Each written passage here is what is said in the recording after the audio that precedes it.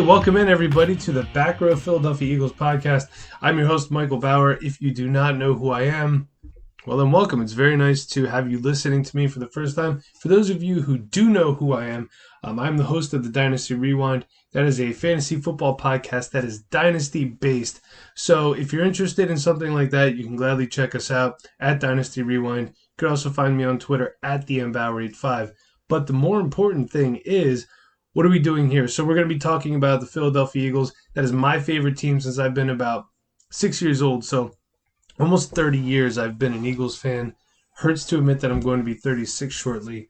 That being said, I also think of myself as the world's most reasonable Eagles fan. Try to keep my homerism to a minimum. I understand that there are times where you just got to let your fandom hang out. But you also need to be logical. We seem to have a hard time doing that as Eagles fans. And if you're listening to this, you're probably nodding your head right now, or you could be turning the podcast off because you just can't face the facts that your team is not the best team in the country. Well, we were after the 2017 season, but we're going to touch on that later.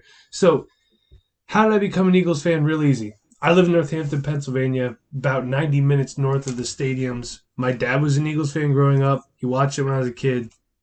It was just natural selection, I guess you could say. So I've been an Eagles fan my whole life. A lot of people talk about their teams and the crap that they've sat through. We've seen some bad stuff too.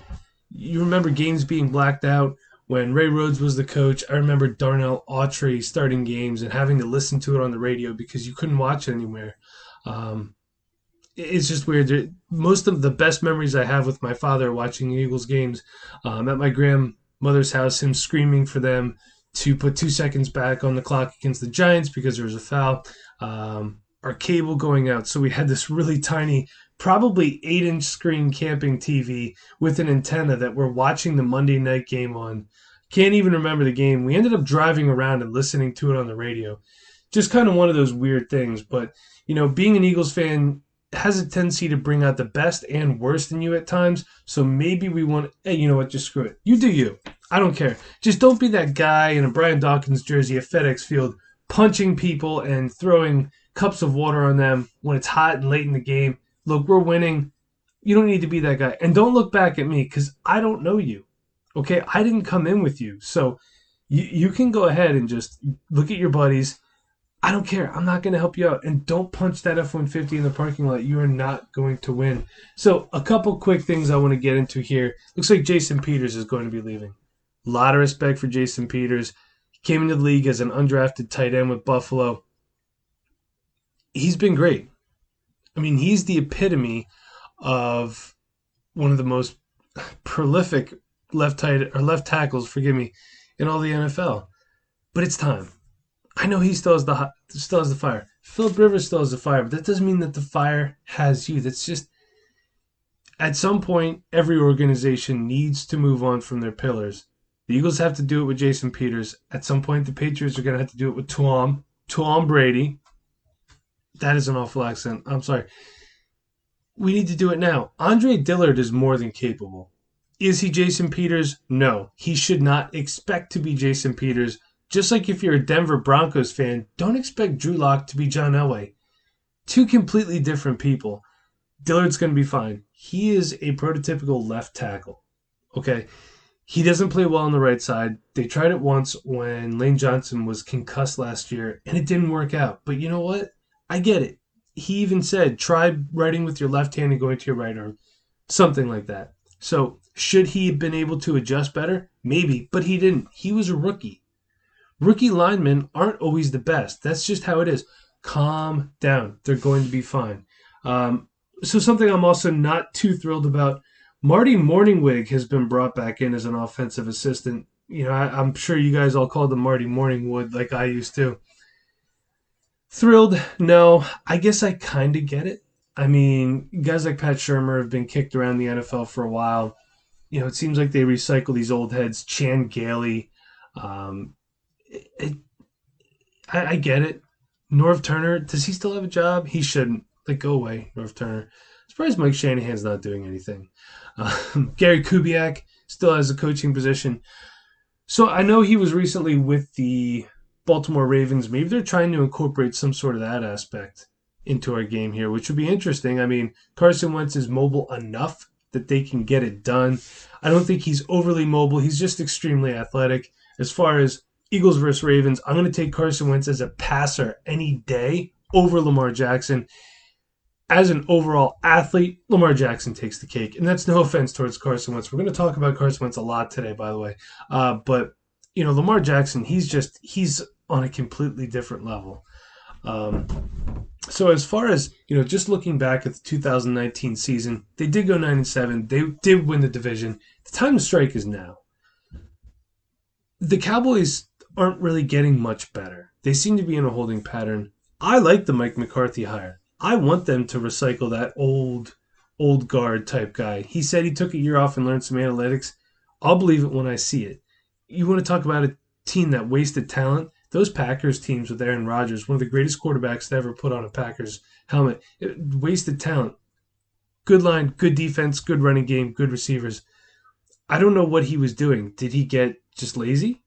I don't know, but Aaron Rodgers to me also looks like a guy that doesn't have the fire anymore. He looks lazy.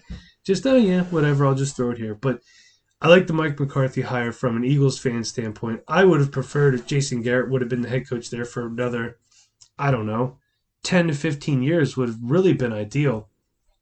That being said, they still technically do not have a quarterback. I would imagine that they're going to re-sign Rain, but I don't know if they do. If they don't, who do they bring in? I mean, him and Tom Brady are guys that could kind of rewrite the free agency market.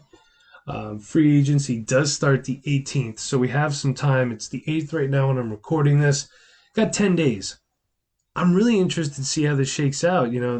The first tier of free agency is going to be really exciting this year.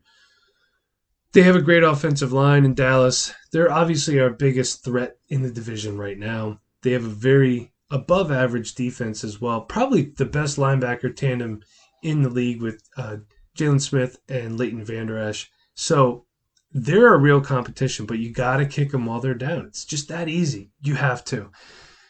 So we need to get better. Let's talk about real quick what we need. Kind of everything. I mean, they need a quarterback as far as quarterback depth. Josh McCown, it looks like he's going to be incorporated into the offense just more as an assistant. Give the guy credit for what he did in the playoffs last year, playing with a torn hamstring. That's pretty crazy. The guy's good for you. I would never do it. I'm crying just thinking about it. So they definitely need that. They're going to need running back help too. Miles Sanders looked great. I'm also a Penn State fan, so seeing a Penn State running back who I loved getting drafted by the NFL team that I love was great. Much better than, I'm sure you remember when the Eagles drafted Tony Hunt back in the day. That was a disaster, but Tony Hunt's a plotter. He's a guy that needs the ball 20 to 35 times a game. That did not fit in with what Andy Reid liked to do. At least Doug Peterson shows a commitment to running the football, game in and game out.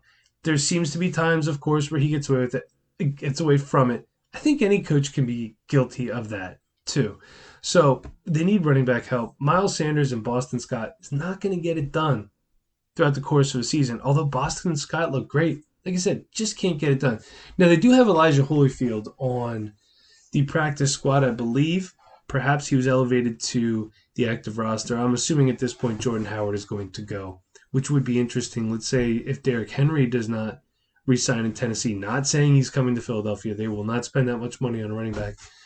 If he goes elsewhere and chases the money, Jordan Howard would be a great fit in Tennessee.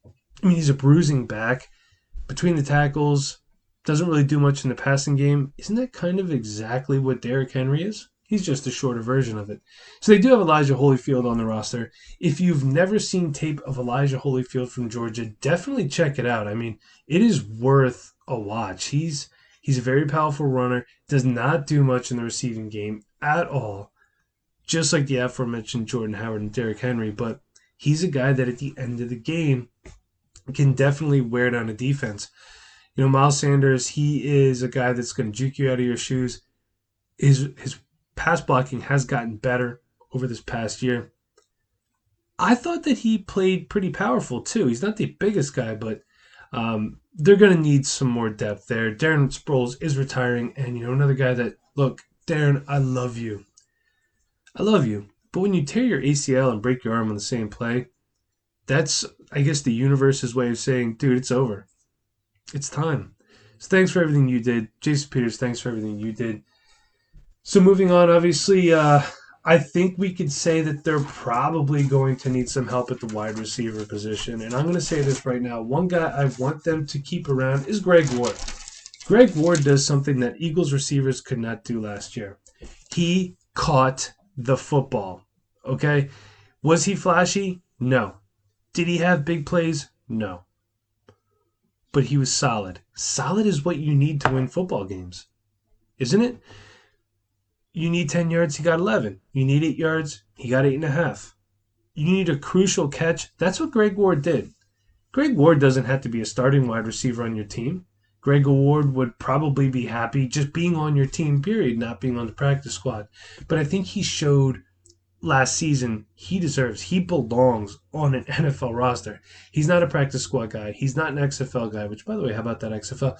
He's an NFL wide receiver. He deserves it. Not bad for transitioning from quarterback at Houston. I believe I don't have that right in front of me.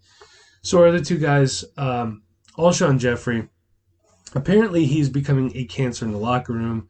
Apparently he is saying bad things about Carson Wentz because the chemistry was never there, blah, blah, blah. Dude, you won a Super Bowl with this team. Why are you being like this? You like Nick Foles more? Ask to be released. Go play wherever he plays next. He's probably getting released by Jacksonville. Dude can't stay healthy. It's that easy. So, Alshon, again, appreciate everything you did, but would love to show you the door. Now, Deshaun Jackson got hurt last year. I believe he's under contract for this season. Still apparently had the same speed that he had the first time he was in Philadelphia. I mean, he's a little bit younger than me, but significantly faster than me. I like to go for runs in the morning, or like a casual run, not anything crazy, trying to lose some weight. So there is a point in my run where I get to the high school parking lot. I go up the hill by the middle school and I get to the high school parking lot. I kind of stretch for a second. Then I get down in somewhat of a runner stance and I run as fast as I can across the parking lot. I'm absolutely winded by the time I get done. But that's what drinking too much Lions Head can do to you too. That being said, I don't know how he has that speed play in and play out. Some people are just naturally gifted with it. I hope Deshaun Jackson comes back, which leads me to Robbie Anderson. A lot of people are saying, Robbie Anderson, blah, blah, blah, this and that. Do you really want a guy on your team who's been coached by Adam Gase? One of the worst head coaches in the NFL, if not the worst head coach in the NFL? Well, not according to Mike Lombardi. I believe he said Doug Peterson was one of the worst coaching hires of all time. Did he ever eat crow on that? Because he really, really should have. Mike Lombardi, you are not welcome on this podcast, by the way. Oh, unless you want to come on and have me tell you how wrong and stupid you are, I could gladly do that. But Robbie Anderson's not a guy that I would really want to target. What about a guy like Taylor Gabriel? He's nothing flashy again, but he's a guy that he plays pretty well. You know, you can get him cheap. Mohamed Sanu should be a free agent soon. Another guy, a veteran that could definitely help some of these younger guys, because when you have a guy like J.J. Arcega-Whiteside, I'm not saying Arthega, I'm saying Arcega. Arthega sounds stupid to me. My voice is dumb enough as it is. So you have a guy like J.J. Arcega-Whiteside, or J-Jaw as he's referred to in the fantasy community. He really didn't do much, and he had a lot of opportunity too with some of the receivers that got hurt last year. That being said, he did have some injuries of his own. He was a rookie. This system isn't the kindest to rookies, at times, little complex. So I'm not losing hope with J-Jaw, though. I can tell you that. There were some plays last year that frustrated me. The Lions game. Wentz put the ball in a perfect spot. All J-Jaw had to do was grab it. Now, there was a defender there. I understand that. But J-Jaw had a shot to get it, and he just couldn't do it. Now, later on in the year, there was a play that I do recall where Wentz put it where either J-Jaw's going to get it or nobody's going to get it.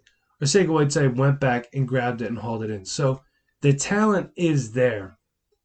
I think he needed that year, kind of the quote-unquote proverbial redshirt year, to just take things in. Stanford to Philadelphia, huge transition. That being said, one guy we don't have to worry about is Mac Hollins. He's gone. They even cut him last year, which was kind of a shocker to me considering how hurt they were at wide receiver. At the end of the year, we have guys catching passes that didn't even have they didn't even have their picture on the team website. I don't even remember some of these guys, to be honest with you, so I'm not going to try to go back and look for it. I don't know. I don't know, Mac Hollins, frustrating. He was so good as a rookie, and then he was just hurt, and now he's gone. But great. Good for you. Bye. So it's interesting to see what they do. I'd love to see them go out in the first round and grab a guy like T. Higgins. I think Henry Ruggs would be redundant. A lot of people, again, in the fantasy community, sorry to go back to this, but I love fantasy football. A lot of people are mocking Henry Ruggs to the Eagles. He's just a less productive Deshaun Jackson. Let's put it that way. His market share at Alabama wasn't great. It is Alabama. Nick Saban likes to spread the ball around down there. I get it. Josh Jacobs didn't have a huge market share at Alabama either. He's a stud running back for the Las Vegas Raiders. I'm going to say Oakland. So just so you know, if I say things like San Diego Chargers, St. Louis Rams, or Oakland Raiders, it's because that's where those teams belong.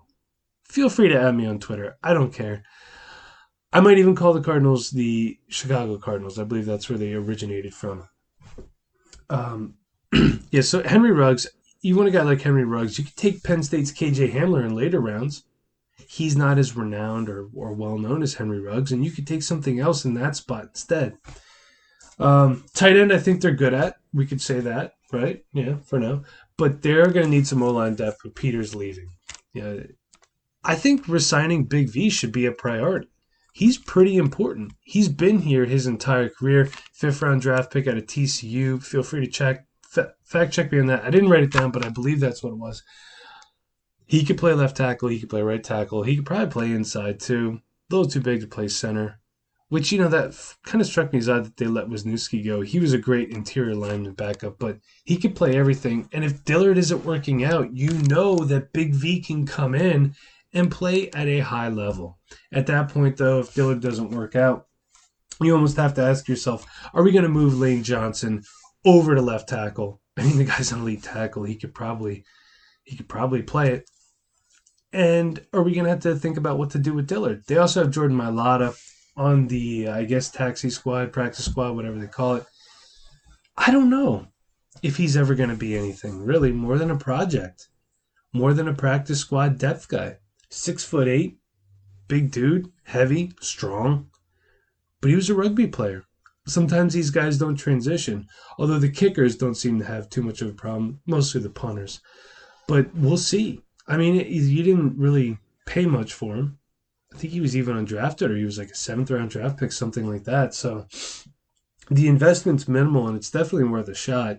Even if you have a guy that plays one game for you and keeps your quarterback clean for that amount of time, it was worth it. I mean, we can't say the same thing about Winston Justice. Yes, Winston Justice. I went there. Please don't hate me. We're also going to need some linebacker help. I would love to see them go get Joe Schobert. For whatever reason, the Browns don't appear to want to bring him back. You know what? The Browns also have never had a winning record in a decade. Sorry, Browns fans, but that's just the truth. I mean, too much swagger too soon after going, 7-8-1 or something like that? Come on. Let's get real. Baker, I think you're going to be a great quarterback. They got OBJ. Thank you for getting him out of the division. Nick Chubb. They got Jarvis Landry, one of the most consistent wide receivers on the planet. Although I do believe he had off-season hip surgery, so he could start season on the pup possibly. But too much swagger too soon. You still have to play defense. But if Joe Schobert isn't going to be a Brown, would love to see him in an Eagles uniform, especially because they released Nigel Bradham. I know it was kind of a cap-saving deal. Maybe they bring him back cheaper. But best of luck to Nigel either way. That being said, there's a guy that you could look out for. TJ Walker was an undrafted free agent last year out of Wisconsin.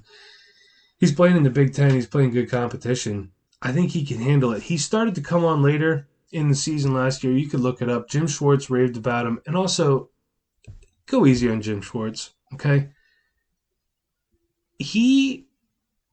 Maligned would probably be a good word to describe Jim Schwartz. The wide nine sucks. I get it. But our ends are usually pretty productive. He hasn't been given a lot to work with lately, especially in the middle and later part of the season. But if you notice, we have guys get hurt. And every team does. Yet every year, come the end of the season and playoff time, he's got these scrubs that they just took off the street. And they're playing like all pros. Can't say the same about Sidney Jones. Curious to see what they're going to do with him. But guys like Cre'Veon Blanc, Avonte Maddox, I mean, they're going out there and just balling out. By the way, you know what kind of strikes me as odd? They let Sendejo go last year. The one guy that would actually lay down a hit. And LJ Foote or Fort, whatever it is, who the Ravens picked up. Why did they get rid of that guy? I don't understand that at all. The Ravens picked him up because, the rich get richer down there, essentially. And they signed him to a contract extension because he's freaking good. I mean, right now it's looking like your starting linebackers next year: Camus, Grugier-Hill, hopefully I said that right, Nate Gary, who I like a lot, and TJ Walker. While these guys are productive for IDP fantasy, I don't know if I feel comfortable playing a 16-game slate with these guys as my starting linebackers. The only confidence that inspires is maybe like Ezekiel Elliott and Saquon Barkley. I mean, we've got a lot of great running back talent. In this division, you have to play against Saquon twice a year. You have to play against Elliott twice a year. Can't say the same for Darius Geis because the only thing that he plays against is the injured reserve. But Adrian Peterson, even at his advanced age for football, has been extremely productive with the Washington Redskins. So I don't know. They need to do something. What I'd love to see them do in the draft is this. First round, T. Higgins, I love out of Clemson. He's a big guy, 6'4", 215-ish, somewhere around there. I'm thinking that a guy like Jalen Reagor is probably going to be off the board at that point. From TCU, he's one of the better wide receivers in the class. But T. Higgins is a big guy. He's what a guy like Carson Wentz needs, who's also a big guy, and he can get the ball down the field. He can really push it down there. So T. Higgins would be great. Second round, I'd love to see them go linebacker. I haven't done much IDP research on this draft class yet. I believe it's as loaded as the offense is, but like I said, I haven't got a chance to yet. In third round, I'd love to see them take another wide receiver. I think a guy like Brandon Ayuk from Arizona State will probably be gone, but a guy like Michael Pittman Jr., whose father is Michael Pittman Sr., I know that was hard for you to see coming. He played with the Arizona Cardinals way back in the day. Back when, why were the Arizona Cardinals in the NFC East, and why are the Dallas Cowboys in the NFC East? They're not Eastern teams, but it's great to hate the Cowboys twice a year. I digress. Michael Pittman Jr., another big guy. He's probably a little more physical than T. Higgins is, though. There's also Tyler Johnson. There's Brian Edwards from South Carolina. There's definitely... So when you think of draft capital, okay, if you remember, Shelton Gibson was like a 6th-round draft pick. He never really panned out. Matt Collins was a later pick. This class is loaded. There's going to be guys you're getting in the 4th, 5th, 6th, 7th round that could probably end up being extremely productive wide receivers in the NFL. Now, production in the NFL is obviously different than in fantasy football. In fantasy football, it's numbers, numbers, numbers. It's all Wolf on Wall Street type action. But in the NFL, hey, first downs, just touchdowns, they mean more to the team, essentially, than just your fantasy team. So, and that's measured in different ways. Does the coach like you? Are you running the right route? I know you're not always going to get targets. Do you play special teams? So these things are definitely going to be factors that our coaching staff and our scouts are going to take into consideration. I do have a lot of faith in Howie Roseman, more so as a cap guy than as a talent scout. Seeing Joe Douglas go to the Jets, I believe he went to. That hurt, but Roseman's made some really good draft picks over his course of time as general manager. Lane Johnson turned out pretty good. Zach Ertz turned out pretty good. All the finagling he did to go up and get Carson Wentz and then bring Nick Foles back, which solidified Super Bowl 52 championship. He's done a lot for this team, and he takes a lot of crap too. And you know what? Rightfully so. He's made some bad mistakes. But name one GM that hasn't. I mean, Pioli, who built some real powerhouses out in Kansas City, he doesn't have a job. So David Gettleman, genius. He's out of a job.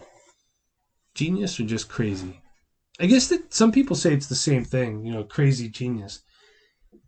So give Howie some slack. Give Doug some slack. I know we were probably all thinking the same thing when Doug Peterson got hired.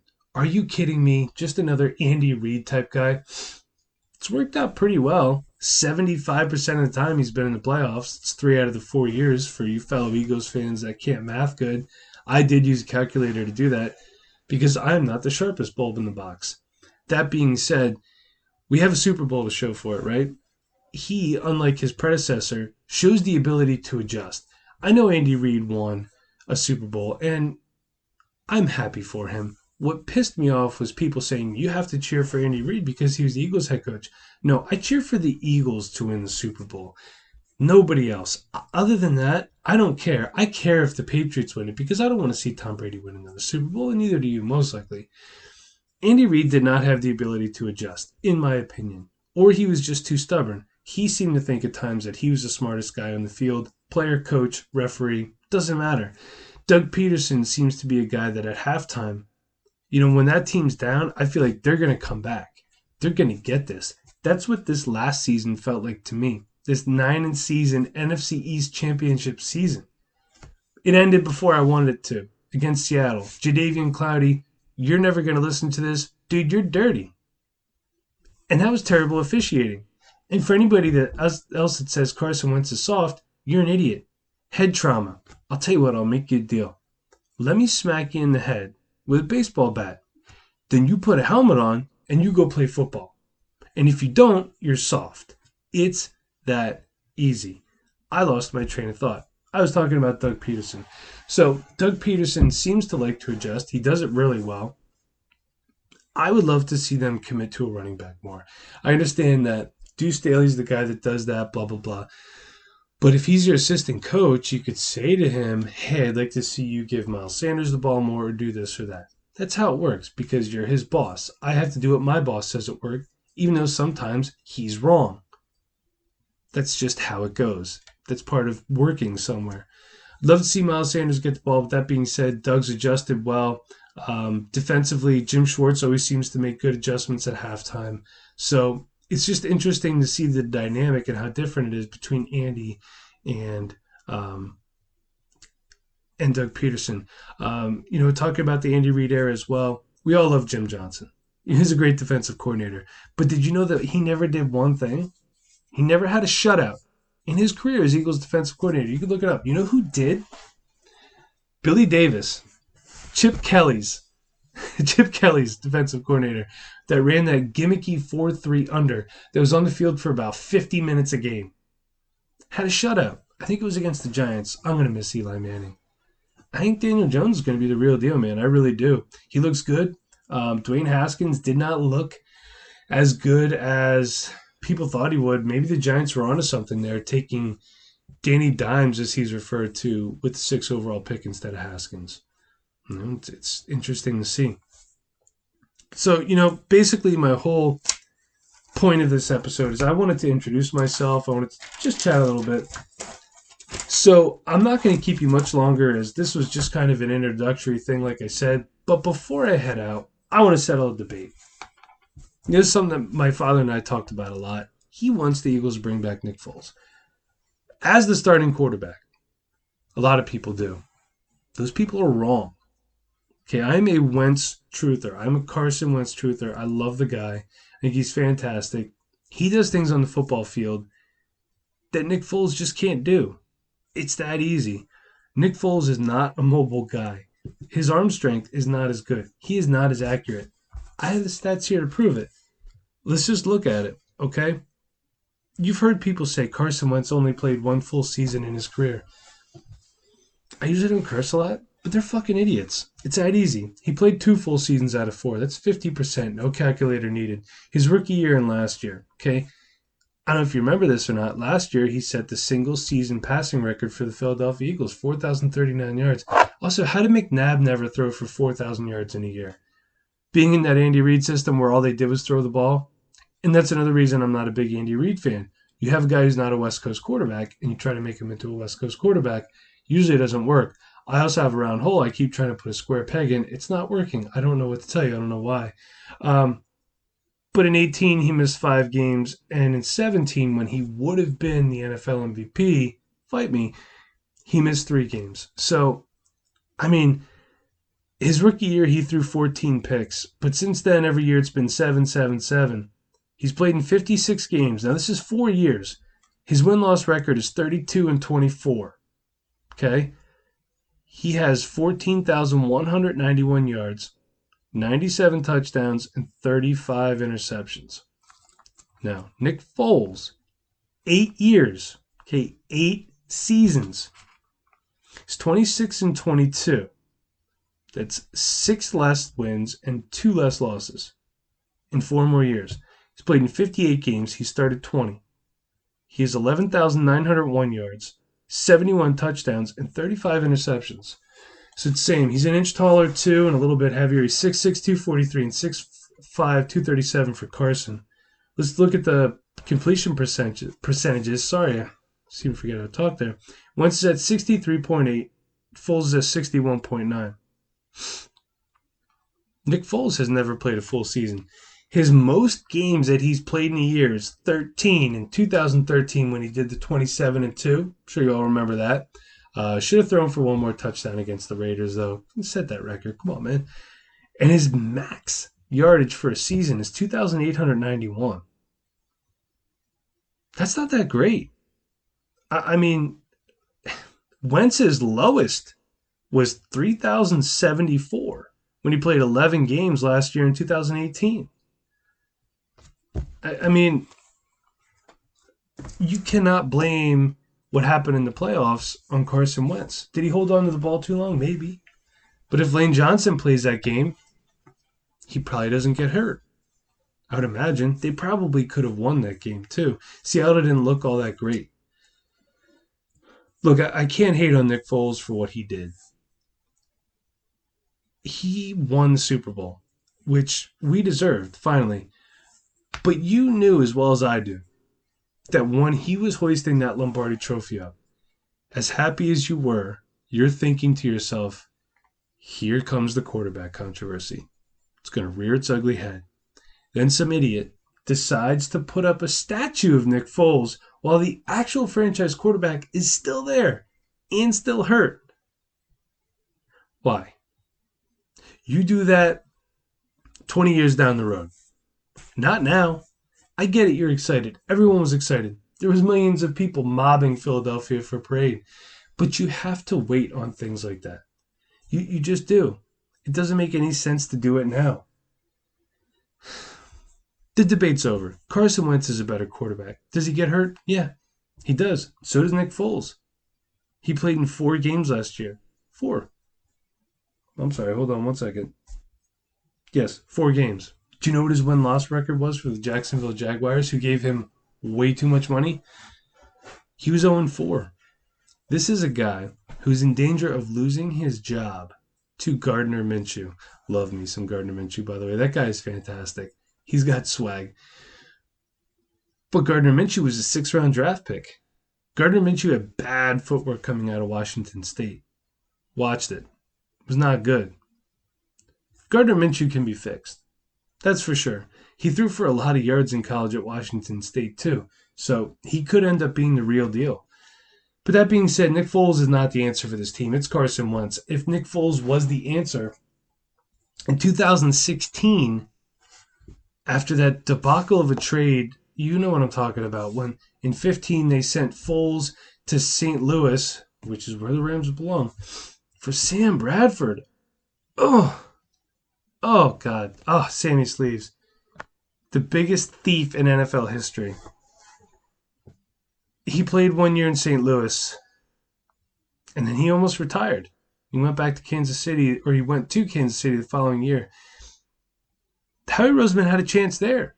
The guy wasn't doing anything, but he didn't take it because he knew Nick Foles wasn't the answer. He did all that finagling. He got up to 2, and he took Carson Wentz. There is no quarterback controversy, okay?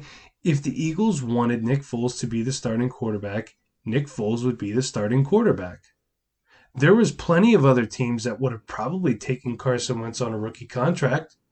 If they would have traded him after the Super Bowl year or even after 2018 when he had a fractured back, he was still on his rookie deal. Somebody would have taken him because that's when you have a guy cheap, when they're on their rookie deal.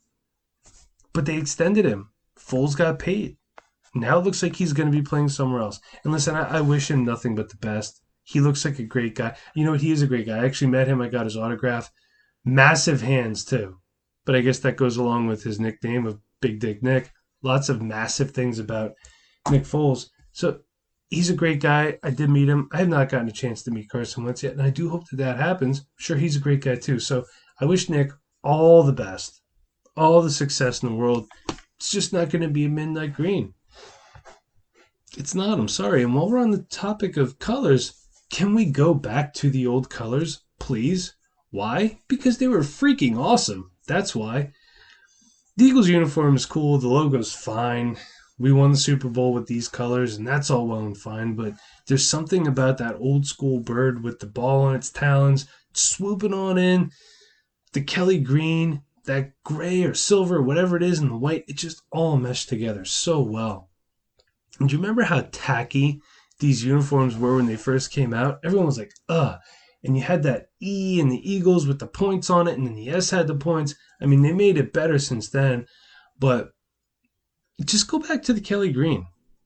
I know it's a helmet issue or whatever, something with safety why they didn't do the throwbacks, but why don't you wrap them?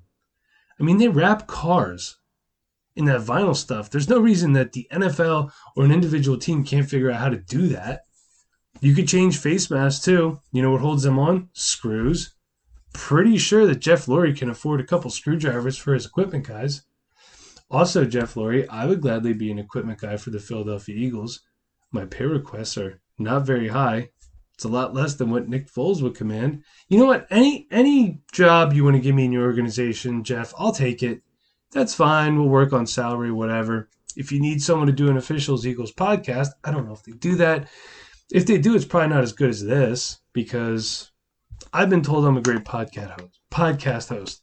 I think who else ever told me that's full of shit? Pork Man. Don't kiss my ass. He's a great friend of mine, Pork Man. He also gave me this Lane Johnson poster that's behind me. It is on the right, too, so it's on the correct side of me. It's protecting me. I'll take any job that you guys want to give me. I'll even relocate my family. I want my wife to hear, but we'll move down to Delco or something. We'll work it out. So, hey, listen, I had a lot of fun. I'm kind of droning on about 37 minutes in, which is a little longer than I want it to be for an introductory episode. But a couple things you're going to find out about me. I'm passionate about the Eagles. I'm knowledgeable too. Okay,